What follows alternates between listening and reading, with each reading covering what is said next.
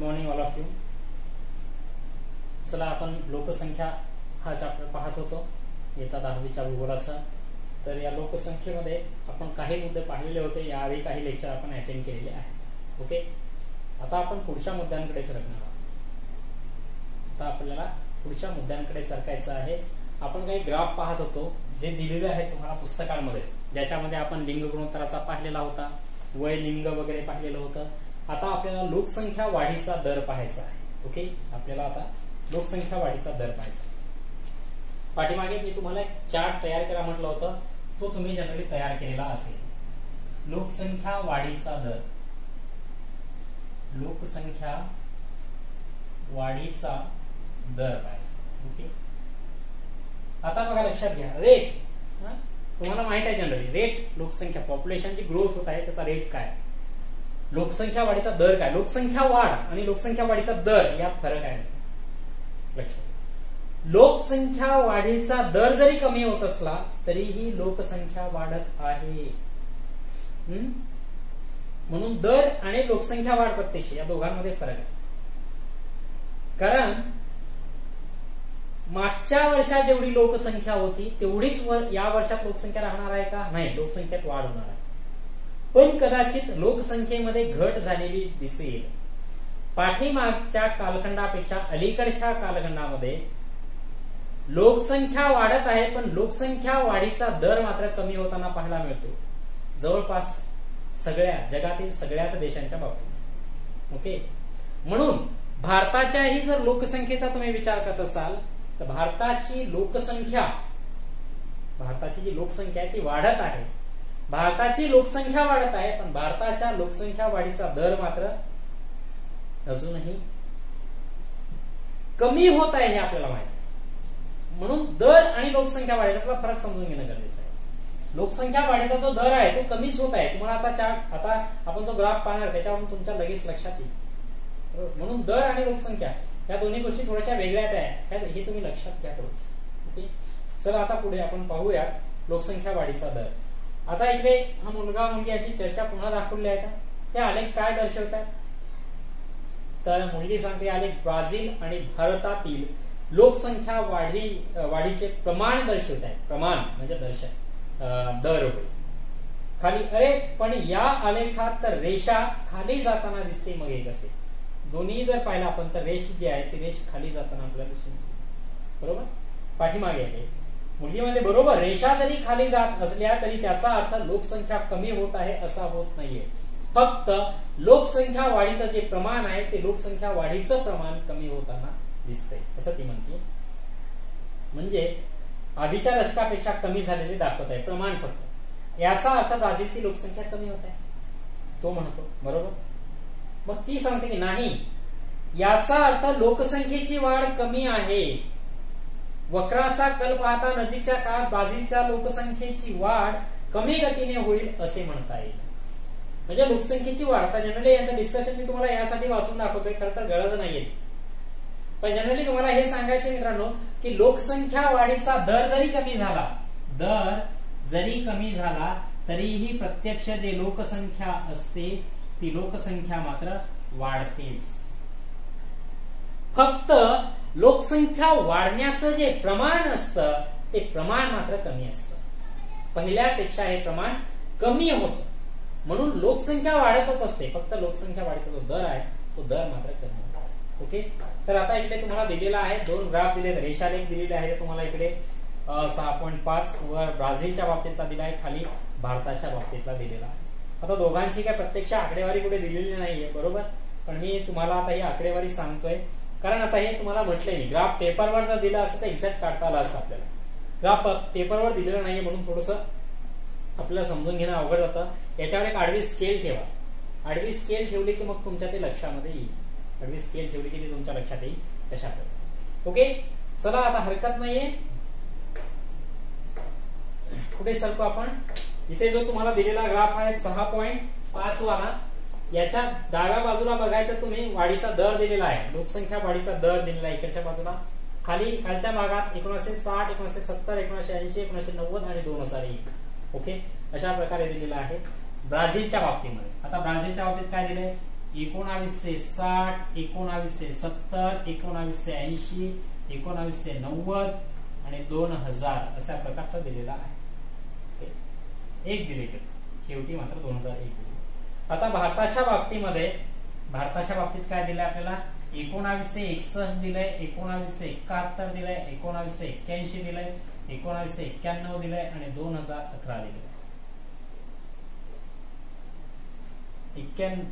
2001 दिले, 2001 आणि नंतर दिलेलं आहे 2011. म्हणजे भारताच्या बाबतीत एक एक्स्ट्रा दिलेला आपल्याला दिसतं. ओके. आता बघा, तुम्हाला एक्झॅक्ट काढणं थोडासा अवघड जातं, पण मी तुम्हाला काही आकडेवारी माझी सांगतो, म्हणजे 19-20 होईल, मागे पुढे होईल, ते पण हरकत नाही. ओके. आता बघा, 1960 साली ब्राझीलच्या लोकसंख्या वाढीचा दर काय होता? तर तो 3 पेक्षा कमी दिसून येतो, म्हणून त्याला आपल्याला 2.9 लिहिता येते. 2.9 बरोबर. 70चा जर विचार केला तर 7.3 म्हणूयात आपण, 2.3 म्हणूयात आपण. त्याच्यानंतर 80चा विचार केला तर 1.6 म्हणूयात. त्याच्यानंतर 90चा विचार केला तर 1.2 म्हणूयात आणि 2001चा विचार केला तर 0.2 म्हणूयात. हा झाला ब्राझीलच्या बाबतीत. ओके. लोकसंख्या वाढीचा दर आहे. म्हणजे बघा, लोकसंख्या वाढीचा दर जर पाहिला ब्राझीलमध्ये 2.9 होता, मग 2.3 झाला, मग 1.6, 1.2 आणि 0.2. म्हणजे लोकसंख्या वाढीचा दर कमी होताना दिसून येतो, म्हणून तर ब्राझीलची हे रेष जी आहे ती खाली आली दिसत. पण याचा अर्थ असा नाही की ब्राझीलची लोकसंख्या कमी होते. ब्राझीलची लोकसंख्या मात्र वाढतेच, हे त्याच्यातून स्पष्टपणे दिसून येते. ओके. त्यानंतर आहे लोकसंख्या वाढीचा दर भारताच्या बाबतीतला दिलेला. बघा, 61ला जर विचार केला तर 1.9 होता. 71ला जर पाहिलं तर आपण 2.2 झालाय. त्याच्यानंतर पुन्हा 81ला पण 2.2 होता, म्हणजे स्थिर आहे. 91ला विचार केला तर 2.1 आहे. त्याच्यानंतर 1ला जर विचार केला तर 1.9 आहे आणि 11ला विचार केला तर 1.6 आहे. म्हणजे आता हा भारत झाला. बरोबर. आता लक्षात घ्या की आता ब्राझीलच्या बाबतीत प्रत्येक वेळेस आपण दर कमी झालेला पाहिलं लोकसंख्या वाढीचा, पण भारताच्या बाबतीत मात्र 61 पासून 71 पर्यंत ही वाढ झाली दिसते. 71 पासून 81 पर्यंत स्थिरता असली पाहायला मिळते आणि 81 पासून खाली मात्र हळूहळू लोकसंख्या वाढीचा दर कमी होत गेला दिसतो. पण भलेही लोकसंख्या वाढीचा दर 81 पासून कमी होत असेल, ओके, तरी सुद्धा लोकसंख्या मात्र कमी झालेली नाही. ओके. लोकसंख्या मात्र वाढतच आहे, हे आपल्याला त्याच्यातून स्पष्ट होताना पाहिजे. कारण मित्रांनो, साहजिक गोष्ट आहे, मी तुम्हाला सपोज एक दिवस 100 रुपये दिले, दुसऱ्या दिवशी तुम्हाला 90 रुपये दिले, मग तुम्हाला 80 रुपये दिले, मग तुम्हाला 70 रुपये दिले, मग तुम्हाला 60 रुपये दिलेले, मग 50, 40, 30, 20, 10 मी असे देत आलेले. म्हणजे प्रत्येक दिवस जे तुम्हाला पैसे देण्याचं जे प्रमाण होतं ते प्रमाण मात्र मी कमी केलेलं आहे. बरोबर. मी तुम्हाला पैसे देण्याचं जे प्रमाण होतं ते प्रमाण कमी केलेलं आहे, पण मात्र तुमच्याकडचे पैसे वाढतच राहिलेले. आलं का लक्षात? सेम असं आहे. म्हणजे भलेही लोकसंख्या वाढीचा दर कमी होत असेल, ते प्रमाण कमी होत असेल, पण लोकसंख्या तर वाढणार आहे त्या पैशासाठी. बरोबर. म्हणून भारताची आणि ब्राझीलची दोघाही देशांचा जरीही लोकसंख्या वाढीचा दर कमी होत असला तरीही तो लोकसंख्या मात्र दोघाही देशांची वाढत आहे. ओके. बघा, काही भौगोलिक स्पष्टीकरण खाली दिलेलं आहे. लोकसंख्या वाढीचे प्रमाण ब्राझीलमध्ये बऱ्यापैकी कमी झालेले आहे. कारण भारताच्या तुलनेत ब्राझीलचा लोकसंख्या वाढीचा दर झपाट्याने कमी झालेला पाहायला मिळतो आपल्याला. भारतात अजूनही तशी स्थिती नाहीये. 2001 ते 18च्या दशकात जर पाहिलं आपण, 2001 पासून 18 पर्यंत, बरोबर, म्हणजे 0.3% न घट झालेली आहे भारतामध्ये. लोकसंख्या वाढीच्या दरात घट झाली, पण तरी सुद्धा या दशकामध्ये भारताची लोकसंख्या 18.2 कोटीने 18.2 कोटी 18 कोटी 20 लाख, बरोबर, एवढ्या प्रमाणामध्ये आपल्याला म्हणजे 18 कोटी लोकसंख्या तरी सुद्धा वाढलेली पाहायला मिळते. म्हणजे या कालखंडामध्ये जर आपण पाहिले, इकडे बघा 1.2 ते 2.2 म्हणजे इथे फक्त 0.3% काय झाली होती, इकडे वाढ झाली होती. आता इथे तर काय होतं, इथे फक्त 1% न घट झालेली आहे आणि इथे बघा फक्त 2% न घट आहे आणि इथे 3% न घट आहे. म्हणजे लोकसंख्या वाढीचा दर जो कमी होत आहे त्याचं सर्वाधिक रेट कमी होण्याचं सर्वाधिक प्रमाण हे इथे म्हणजे 2001 ते 2011च्या दशकात आहे भारतात. पण जरीही 2001 ते 2011 दरम्यान लोकसंख्या वाढीचा दर सगळ्यात जरी कमी असला तरी सुद्धा भारताची लोकसंख्या 18.2 कोटी या एकाच वर्षामध्ये वाढलेली पाहायला मिळते. बरोबर, म्हणजे रेट कमी आहे लोकसंख्या वाढीचा तरी सुद्धा भारताची लोकसंख्या 18.2 कोटी वाढली. विचार करा मग, जर रेटही कमी होत नसेल लोकसंख्या वाढीचा, जर दर प्रमाण कमी होत नसेल तर लोकसंख्या मग किती झपाट्याने वाढेल, मग तर तो विचार करायला पाहिजे. बरोबर, तर अशा प्रकारे पाहायला मिळतं. पण नक्कीच भारताची लोकसंख्या आता थोडीशी पहिल्यापेक्षा त्याचं प्रमाण कमी होताना दिसतं. दुसरा दिलेला आहे की भारतातील लोकसंख्या वाढीचा दर 1971 पर्यंत जास्त होता. बरोबर, दर जास्त होता, वाढतच होता, पण त्यानंतर तो स्थिरावलेला आहे, म्हणजे 2.2 कायम राहिलेला आहे. आणि वर्तमान काळात लोकसंख्या वाढीचा दर कमी होत आहे, पण लोकसंख्या वाढतच आहे. जस्ट मी तुम्हाला सजेस्ट म्हणलं की लोकसंख्या वाढीचा दर कमी होत आहे कुठपासून, 81 पासून पुढे, पण तरी सुद्धा लोकसंख्या मात्र वाढतच आहे हे आपल्याला दिसून येते. ओके, त्यानंतर ब्राझीलच्या आलेखाचे जर आपण निरीक्षण केले तर लक्षात येतं की लोकसंख्या वाढीचा दर कमी होत असून पुढच्या 2 दशकात ब्राझीलची लोकसंख्या वाढण्याची शक्यता कमी आहे, म्हणजे स्थिरावेल, वाढणार नाहीये भारताची लोकसंख्या. बरोबर, कारण लक्षात बरोबर, कारण ब्राझीलच्या लोकसंख्या वाढीचा जो दर आहे तो दर भारताच्या तुलनेत खूप झपाट्याने कमी होत चाललेला आहे. म्हणून जी ब्राझीलची लोकसंख्या आहे ती ब्राझीलची लोकसंख्या मात्र मित्रांनो ही पुढच्या 2 दशकामध्ये वाढणार नाहीये, वाढण्याची कमी शक्यता आहे असं त्याचं, म्हणजे ती काही ना काही प्रमाणामध्ये वाढणार आहे हे नक्की. ओके, पण मात्र 2 दशकाच्या नंतर, सध्या वाढतच आहे पण 2 दशकाच्या नंतर मात्र तिचं प्रमाण वाढण्याचं हे कमी होईल हे नक्की. ओके, तर जरीही लोकसंख्या वाढीचा दर कमी होत असला तरीही लोकसंख्या मात्र वाढत असते हे तुम्ही यातून समजून घ्यायला पाहिजे. ओके, तर अशा प्रकारे याचं जर विश्लेषण तुम्हाला करायचं म्हटलं तर विश्लेषण तुम्ही खूप मोठ्या प्रमाणामध्ये करू शकता, विश्लेषण तुम्ही खूप जास्त प्रमाणामध्ये करू शकता निश्चितच. ओके, म्हणजे एकेका दशकाचं सांगू शकता, वाढीचा रेट सांगू शकता, किती पटीनं वाढलेली आहे, किती पर्सेंटनं वाढलेली आहे, किती पर्सेंटनं घट झालेली आहे, मग लोकसंख्या वाढते की नाही वाढते वगैरे वगैरे तुम्ही त्याच्यावर एक्सप्लेनेशन देऊ शकता. निश्चितच ते एक्सप्लेनेशन बरंचसं वाढू शकतं. ओके, आता आयुर्मान आहे पुढे मित्रांनो, आयुर्मान, सरासरी आयुर्मान. ओके, नेक्स्ट पॉइंट आयुर्मानाचा दिलेला, म्हणजे त्या देशामधला व्यक्ती सरासरी किती जीवन जगतो, त्या देशामधला व्यक्ती सरासरी किती जीवन जगतोय त्याला आयुर्मान असं म्हणतात. आयुर्मान कसं असतं, सरासरी असतं, हे तेवढंच महत्वाचं. आयुर्मान हे सरासरी असतं, ऍव्हरेज असतं आयुर्मान, ऍव्हरेज. ओके, ते जे आयुर्मान आहे ते कशा प्रकारे ठरतं हे आपल्याला पाहायचंय. आता सपोज एक एक्झाम्पल मी तुम्हाला सांगतोय, आयुर्मानाच्या बाबतीतलं एक एक्झाम्पल मी तुम्हाला सांगतो आहे. ओके, कोणतं एक्झाम्पल आहे, सपोज एखादा एक्स व्यक्ती आहे बरोबर आणि एखादा वाय व्यक्ती आहे, 2 व्यक्ती आहेत एक्स आणि वाय. याच्यामधला सपोज हा एक्स व्यक्ती जो आहे तो 60 वर्ष जगलेला आहे आणि वाय व्यक्ती हा 20 वर्ष जगलेला आहे.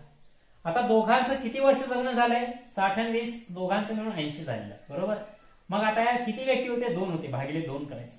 बरोबर, आता भागिले 2 केले तर उत्तर काय येईल, 40. म्हणून दोघांचंही सरासरी आयुर्मान काय 40 झालं. आता हा 40 वर्ष जगला का नाही, पण सरासरीमध्ये तो पण 40 वर्ष जगला असं म्हणलं. म्हणून तर कारण सगळी लोक काय सोबतच जन्मतात आणि सोबतच मृत्यू पाहतात असातला अर्थ नसतो, पण ऍव्हरेज जगणं जे असतं, जीवन जगणं एखाद्या देशातील लोकांचं ते काढलं जातं आणि ते इथे आपल्याला किती पाहायला मिळतं, तर ते 40 आहे हे आपल्याला पाहायला मिळतं सरासरी. ओके, हे एक्झाम्पलचं सांगतो मी, इथलचं सांगत नाहीये तुम्हाला. ओके, तर आपल्याला इथलचं पाहायचंय, भारताच्या आणि ब्राझीलच्या दोघाही देशांमधलं जे आयुर्मान आहे ते आयुर्मान आपल्याला पाहायचंय. सरासरी आयुर्मान किती आहे, म्हणजे सरासरी लोक किती प्रमाणामध्ये जगतात ब्राझील मधले आणि भारतामधले, त्याचीच चर्चा आपल्याला या प्रस्तुत या पॉइंटमध्ये करायची. या दोन्ही देशांची जी लोकसंख्या आहे ती लोकसंख्या त्यांच्या आयुर्मानाची सरासरी आपल्याला पाहायची आहे. ओके, तर आता लक्षात घ्या, ब्राझील आणि भारत जे दोन्ही देश आहेत त्या दोघाही देशातील जी लोक आहेत त्या देशातील लोकांचं सरासरी आयुर्मान आपण पाहतोय. ओके, तर आता लक्षात घ्या ते कसं पाहतोय.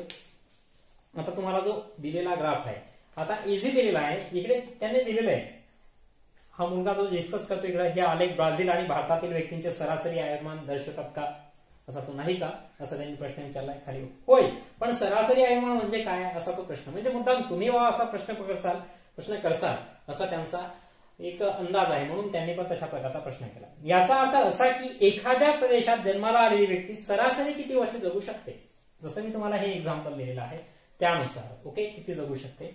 याचा अर्थ असा होतो की आपण भारतीय सरासरी 68 वर्षे जगतो. हो, कारण आजचा 2016 जर आपण पाहिलं तर 68 वर्ष आपण सरासरी जगतो. हो, आणि ब्राझीलचे लोक सरासरी 75 वर्ष जगतात. जर ब्राझीलचे पाहिले तर सरासरी 75 वर्ष जगतात. 1960 साला भारतीयांचे आयुर्मान 41 वर्षांपेक्षा कमी दाखवते आहे, पण आता ते वाढले आहे, भविष्यात ते आणखी वाढेल. हो, वाढणार आहे, नक्कीच वाढेल. ओके, आता बघा लक्षात घ्या, जर आपण 1960, 70, 80, 90, 2010, 2016 या वर्षांचा ब्राझीलचा जर विचार करत असू तर ब्राझील जो आहे तर त्याची वाढ कशा प्रकारची झालेली पाहायला मिळते. ब्राझील हा 1960 ला किती होता, 54 होता, बरोबर. आणि 2016 ला किती झालेला आहे, 2016 ला 75 वर गेलेला आहे. आता भारताचं बघा तुम्ही, सेम दिलेलं आहे. भारत हा 1960 ला 41 होता आणि आज तो 68 आहे. तुमच्या पुस्तकामध्ये दिलेली आकडेवारी हे कशाचं आहे, भारताची आहे. ही कशाची आहे, ब्राझीलची आहे. ओके, ब्राझील आणि भारत सरासरी आयुर्मान दिलेलं आहे. आता हे एक्झाम्पल मी सांगितलं तुम्हाला, त्याच्यावर लक्षात येत असेल. ओके, आता भारतामध्ये जर 2016चा जर विचार करत असू तर भारतामध्ये 68 वर्ष जगतात सरासरी लोक आणि ब्राझीलमध्ये जास्त. म्हणजे आजही ब्राझीलमध्ये सरासरी आयुष्य जे जगल्या जातं, बरोबर, सरासरी जे आयुर्मान आहे ब्राझीलमध्ये हे जास्त आहे. कोणापेक्षा, भारतापेक्षा. कारण भारताचं आजचं किती आहे, 68 आणि ब्राझीलचं किती आहे, 75. म्हणजे आजच्या घडीला 2016चा विचार करता जो ब्राझील आहे तो ब्राझील भारतापेक्षा 7 वर्षाने जास्त आयुर्मान जगतो. म्हणजेच ब्राझीलची लोक भारतापेक्षा 7 वर्षाने आयुष्य जास्त जगतात सरासरीमध्ये. ओके, आता जर 1960चा विचार करता ब्राझीलमध्ये किती होतं, 54 होतं आणि भारतात 41 होतं, बरोबर. तेव्हा किती कमी होतं जर आपण विचार केला तर बघा, हे 9 आणि ते 4 म्हणजे 13 वर्षांचा फरक होता. म्हणजे तुलनेत फरक कोणाचा पडलाय, जास्त भारताच्या बाबतीत. म्हणजे याच्यात ग्रोथ चांगली कोणाची आहे, भारताची. भलेही भारताचं आजचं प्रमाण कमी असेल सरासरीचं, पण ग्रोथ मात्र वाढीचा हिशोब जर धरला, रेट दर प्रमाण, तर भारताचं इथं अग्रेसर आहे ब्राझीलच्या तुलनेमध्ये. ओके, लक्षात घ्या, एक साधी गोष्ट आहे. म्हणजे 41 चा 68 वर जर गेला, म्हणजे आता लक्षात घ्या, 68 मायनस जर तुम्ही 41 केलं असेल तर 7 असेल आणि 2, म्हणजे भारतात सरासरी आयुर्मान हे 27 वर्षांनी वाढलेलं आहे. आणि याच्या बाबतीमध्ये जर तुम्ही पाहिलं, बरोबर, या बाबतीत पाहिलं तुम्ही तर 1 आहे आणि 2 आहे, 21 वर्षांनी आहे सरासरी आयुर्मान. 1960 पासून 2016चा विचार केला तर ब्राझीलमध्ये किती वाढलेलं आहे, 21 वर्षांनी. पण भारतात कितीने वाढलेलं आहे, 27 वर्षांनी ती वाढ झालेली आपल्याला पाहायला मिळते. ओके, यातल्या प्रत्येक म्हणजे याच्यावर कसाही प्रश्न जर तुम्हाला विचारला गेला तर त्या प्रत्येक प्रश्नाचं उत्तर तुम्ही निश्चित देऊ शकत असता. ओके, वेगवेगळ्या प्रकारचे म्हणजे किती वर्गांतर किती वर्षाचं झालेलं आहे. आता घ्या ना, ब्राझील जो आहे 60 ला किती होता, 54, 70 ला किती, 59, 80 ला 62, 90 ला 65, 2000 ला 70, 2010 ला 73 आणि 16 ला 75. तसं इकडे भारत 60 ला 41, 70 ला 48 होता, 80 ला 54 होता, 90 ला 58 होता आणि 2000 ला 63 होता आणि 2010 ला 67 होता आणि 2016 ला 68 होता. हे आपल्याला पाहायला मिळतं. ओके, आता लक्षात घ्या की ज्या वेळेस देशाच्या सरासरी आयुर्मानामध्ये वाढ व्हायला लागत असते, म्हणजे भारत ब्राझील ऍक्च्युली दोघाही देशांच्या सरासरी आयुर्मानामध्ये वाढ होत आहे हे आपण पाहिलं, बरोबर. आता कोणत्याही देशाच्या सरासरी आयुर्मानामध्ये जर वाढ होत असेल मित्रांनो, जर कोणत्याही देशाच्या सरासरी आयुर्मानामध्ये वाढ होत असेल तर त्या देशाचा सामाजिक व आर्थिक विकास होतोय असं आपण समजू शकतो. म्हणजेच समाजाचा विकास होतोय असं पण म्हणता येईल. एक तर आहेच की आर्थिक आणि सामाजिक विकास समाजाचा होतोय असं आपल्याला म्हणता येईल. समाजाचा सामाजिक आणि आर्थिक विकास होतोय. ओके. जर तिथलच्या जनतेचं सरासरी आयुर्मान वाढत असेल तर हे कशाचं निर्देशक असतं, तर त्या देशातील सामाजिक आर्थिक परिस्थितीच्या विकासाचं द्योतक असतं किंवा निदर्शक असतं हे आपल्याला सांगायचं. याचा अर्थ म्हणजे भारतातला समाज विकसित होत आहे. कारण आहे मित्रांनो, पूर्वीचा समाज तुम्ही 1960चा भारतीय समाज पाहसाल आणि 2016चा भारतीय समाज बघसाल तर खूप डिफरंट पडलेला आपल्याला पाहायला मिळतो. खूप ग्रोथ, खूप डेव्हलपिंग झालेले आपल्याला पाहायला मिळते. ओके. म्हणजे भारत जो डेव्हलप झालेला आहे म्हणजेच भारताचा सामाजिक आर्थिक विकास झालेला आहे आपल्याला. जर जनरली जनतेचं सरासरी आयुर्मान वाढतंय याचा अर्थ जनतेचं जे आरोग्य आहे ते आरोग्य सुधारतंय.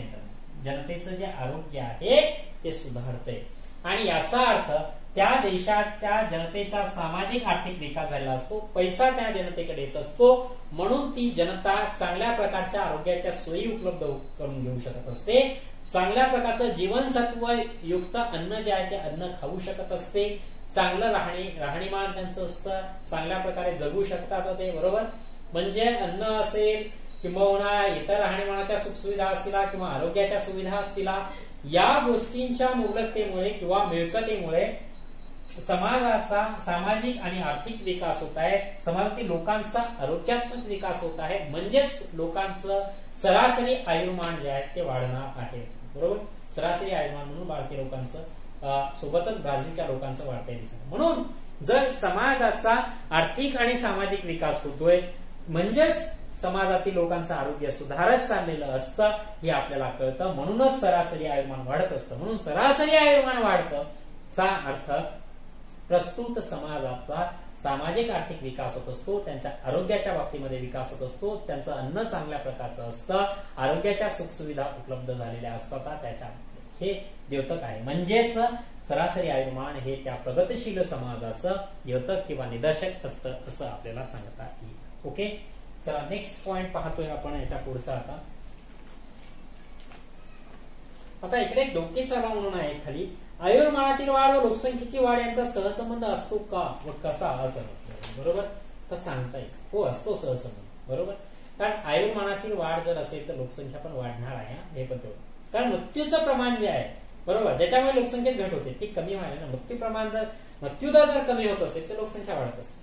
जन्मदर वाढ आणि मृत्यूदर जर कमी होत असेल तर लोकसंख्येची वाढ होत असते. आता साक्षरता प्रमाण नेक्स्ट पॉइंट आहे. काय आहे नेक्स्ट पॉइंट? साक्षरता प्रमाण. साक्षरता प्रमाण. ओके. चला आता साक्षरतेचं प्रमाण पाहिजे. सरासरी साक्षर म्हणजे एकूण जी लोकसंख्या असते त्या लोकसंख्येपैकी किती लोक साक्षर आहेत, ज्यांना लिहिता वाचता येतं अशा प्रकारचे कन्सेप्ट ही साक्षरतेमध्ये घेतल्या जात असते. ज्यांना लिहिता वाचता येतं अशा प्रकारची कन्सेप्ट ही साक्षरतेमध्ये घेतल्या जात असते. ओके. तर बघा 1981 पासून 2016 पर्यंतचा ब्राझील आणि भारत दोघाही देशांचा विचार इथे केला गेलेला आहे. ओके. आता बघा दोघांची आकडेवारी इथे दिली आहे. 81 ला ब्राझील जो आहे 74.6% साक्षर होता समाज, ब्राझीलचा समाज. 91 मध्ये 80% होता. 2001 मध्ये 86.4 आहे. 2011 ला 91.4 आहे आणि 2016 ला 92.6 आहे. 2016चा आपण विचार करतोय मित्रांनो. 2016चा 1981चा एक विचार करूया आणि 2016चा विचार. 1981 ला ब्राझील जो आहे 74.6 होता. 74.6 आणि 2016 ला 92.6 आहे. 92.6 ही वाढ दिसून येते. बरोबर. 92.6 बरोबर. 84-94 बरोबर.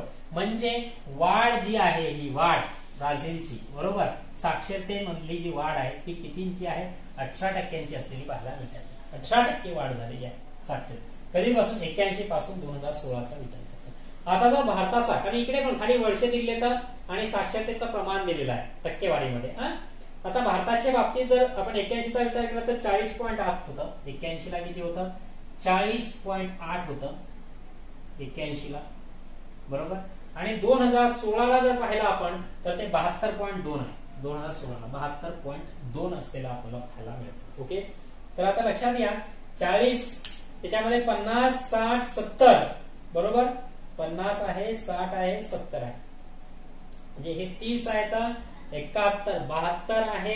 आता जनरली तुम्ही जर कॅल्क्युलेशन करसाल तरी पण जमल तुम्हाला. 8 आणि 2 10, 10 शिल्लक 0 आहे बरोबर. 10 शिल्लक 0, हाताला 1, 2, 3 आहे बरोबर. त्याच्यानंतर 7 आणि 4 11 आहे बरोबर.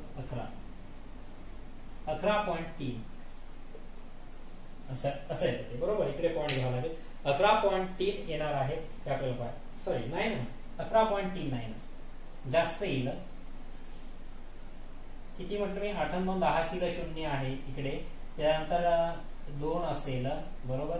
त्याच्यानंतर 3 असेल इकडे आणि इकडे 7 आणि 4 11. 113 तर होणार नाही. ओके, या कॅल्क्युलेशनशी सोडा. आपण सरळ सरळ पाहूयात. एक एक्झाम्पल सिंपल पाहूयात. म्हणजे ते कॅल्क्युलेशन मला जमणार नाही, तुम्हाला जमेल. कसं करायचं तर बघा, करून बघा तुम्हीच.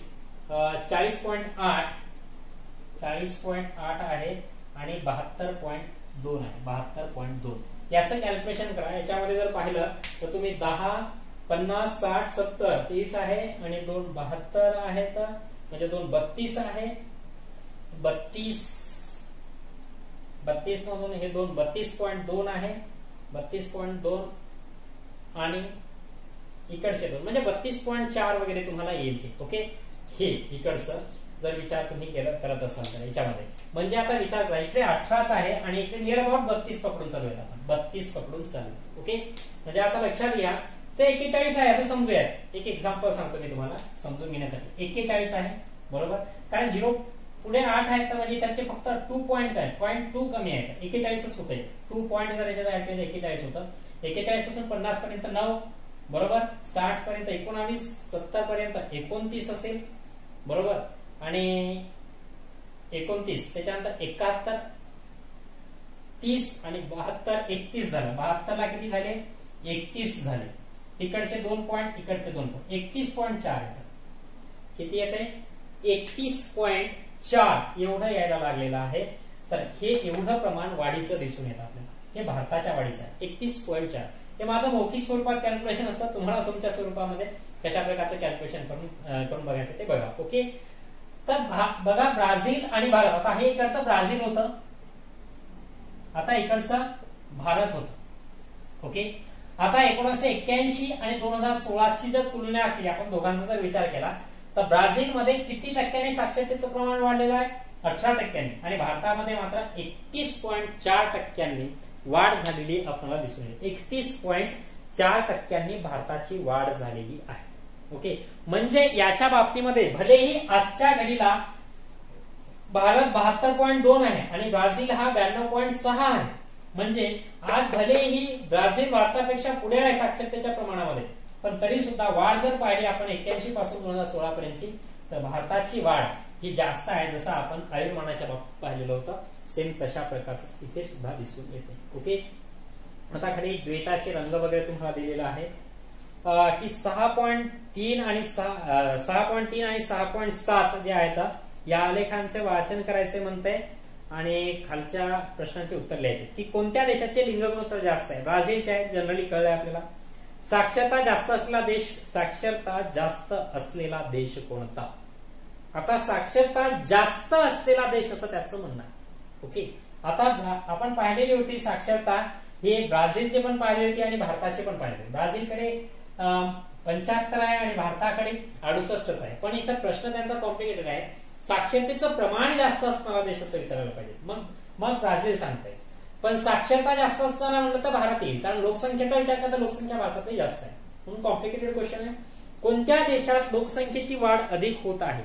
भारतामध्ये लोकसंख्येची वाढ अधिक होत आहे, कारण लोकसंख्या वाढीचा जो दर आहे मित्रांनो, तो दर ब्राझीलचा खूप झपाट्याने कमी होत होता, त्या तुलनेत भारताचा हळूवार कमी होतो. ओके, त्यानंतर कोणत्या देशात सरासरी आयुर्मान जास्त आहे? ब्राझीलमध्ये सरासरी आयुर्मान जास्त. ओके, कोणत्या देशात वृद्धांचे प्रमाण जास्त आहे? तर ब्राझीलमध्येच वृद्धांचं प्रमाण जास्त आहे, कारण मनोरा आपण जो पाहिला होता त्याच्यातून सांगता येते. ओके, आता इकडे पण एक डोके चालवा वगैरे तुम्हाला दिलेला आहे मित्रांनो, की लोकसंख्येच्या रचनेत अवलंबित गटातील लोकांची संख्या वाढली तर त्याचा परिणाम अर्थव्यवस्थेत. अवलंबित गट आता म्हणजेच जवळपास जनरली 25च्या आत 60च्या पुढीचा असा प्रकारचा जो गट असतो त्याला अवलंबित गट असं आपण म्हणतो. म्हणजे वृद्ध आणि बालक, म्हणजे जी कामं करू शकत नाहीत, जी लोक कामं करू शकत नसतात, अशा प्रकारच्या लोकांना अवलंबित गट असं आपण म्हणतो. म्हणजे त्यांना उदरनिर्वाहासाठी दुसऱ्यावर अवलंबून राहावं लागत असतं, म्हणून त्याला अवलंबित गट असं आपण म्हणतो. ओके, तर जो अवलंबित गट असतो मित्रांनो तो अर्थव्यवस्थेसाठी घातकही असतो. कारण अवलंबित गटामध्ये जे दुसऱ्यावर अवलंबून राहणारे आहेत ती कमी आहेत, ज्याच्यामुळे दरडोई उत्पन्न कमी होतं.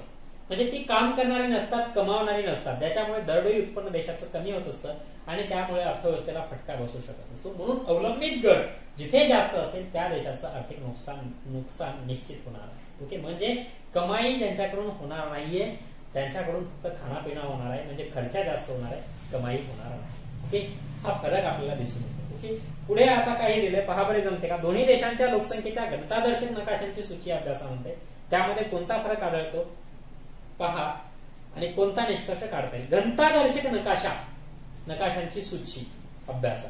आता आपण पाहिलं की घनतादर्शक याच्यामध्येच तुम्हाला दिलेला आहे की, आणि तिकडे चर्चाही आपण केली होती. बघा इकडे भारताचा जो घनतादर्शक नकाशा आहे इथे दिलेला आहे, बरोबर. इथे जी सूची दिली आहे 100 पेक्षा कमी, 101 ते 250, 251 ते 500 आणि 500 पेक्षा जास्त. म्हणजे इकडे प्रमाण हे जवळपास आपल्याला 150-250 असं दिलेलं पाहायला मिळतं. पण इकडे जे प्रमाण आहे ते 50-150 असं दिलेलं, म्हणजे 50 आहे, 51 ते 100 आहे, 100 ते 151 आहे आणि 151 ते 300 आहे, 300 पेक्षा जास्त आहे. म्हणजे मिनिमम 50 मॅक्झिमम 150 पर्यंत केलेली आहे सूची. आणि भारताच्या बाबतीमध्ये मात्र मिनिमम 100 आणि मॅक्झिमम ही 250 केलेली पाहायला मिळते, बरोबर. म्हणजे हे प्रमाण आहे, कारण भारतामध्ये घनतेचं प्रमाण हे जास्त आहे, लोकसंख्येची घनता जास्त आहे, म्हणून त्यांना ते प्रमाण घ्यावं लागलेलं आहे. ओके, भारताच्या बाबतीत हा फरक सांगतो. आता इकडे त्यांनी दिलेला आहे माहिती आहे का तुम्हाला, मध्ये ऍडिशनल मध्ये काही दिलेलं आहे की भारतामध्ये जनगणना कार्यालयाकडून दर 10 वर्षांनी भारतातील लोकसंख्येची जनगणना होत असते. आणि तसंच ब्राझीलमध्ये IBGE असं त्यांना म्हटलंय, जसं Brazilian Institute of Geography and Statistics ही जी संस्था आहे तिच्याकडून 10 वर्षांनी जनगणना होत असते. देशात पहिले जनगणना वर्ष दोन्ही देशांमध्ये 72 साली झाले होते, 1872 साली दोन्ही देशांमध्ये झालेला आहे. आणि भारताची जनगणना दशकारंभी होते, म्हणजे जसं 2011, 2021 वगैरे असं 2001.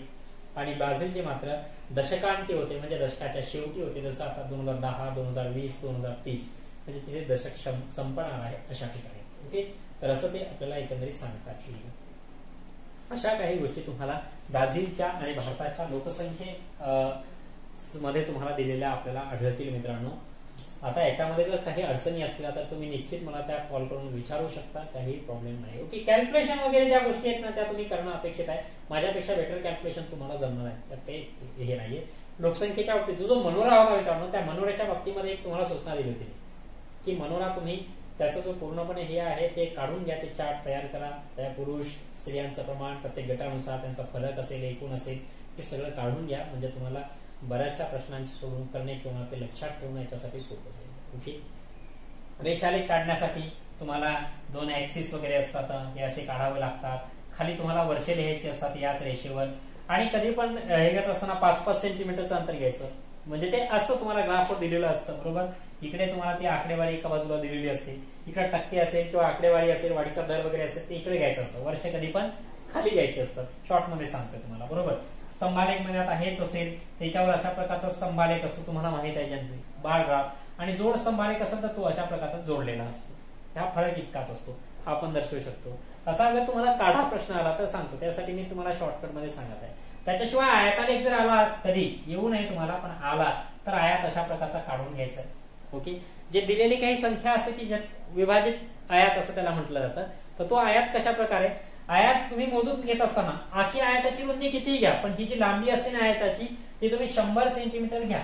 100 सेंटीमीटर जर तुम्ही आयताची अशी लांबी घेतली तर तुम्हाला दर्शवणं सोपं जातं, कारण टक्के पण आपले 100च असतात, बरोबर. मग जे प्रमाण असतं का त्या प्रमाणाला 100% कन्वर्ट करून घ्यायचं आणि आयाताला विभागून घ्यायचं, नंतर त्या मूल्यानुसार अशा प्रकारचं तुम्ही त्याची विभागणी करू शकता. ओके, आणि जो वर्तुळालेख असतो मित्रांनो, त्या वर्तुळालेखामध्ये तुम्ही काय करायचं असतं, मध्यभागी असा पॉइंट असतो, तर कुठेही एका जागेवर एक त्रिज्या तुम्ही रेडियस मारून घ्यायची असते. आणि त्या रेडियस, आता इथं काय करायचं, तुम्ही ते डी ठेवायचं असतं तुमचं डी, आणि त्यानुसार तुम्ही त्याला अशा प्रकारे विभाजित करायचं असतं. ओके, जी दिलेली असते. आणि तिथे मात्र सूत्र तुम्हाला 360चं वापरावं लागतं. आयताच्या बाबतीत जसं 100चं वापरता, कारण आयताचं क्षेत्रफळ 100 असतं आणि वर्तुळाचं क्षेत्रफळ 360 असतं, म्हणून त्या सूत्रामध्ये 360 मांडणं असे काही काढू शकता शॉर्टकट. ओके, जर त्याच्या बाबतीत अडचणी असल्यास तर विचारू शकता, कारण तुम्हाला ते ग्राफ पण काढावं लागणार आहे काही. ओके, तर अशा प्रकारे एकंदरीत मित्रांनो लोकसंख्या हा जो चॅप्टर आहे त्या 10वीच्या भूगोलाचा तो सांगता येईल.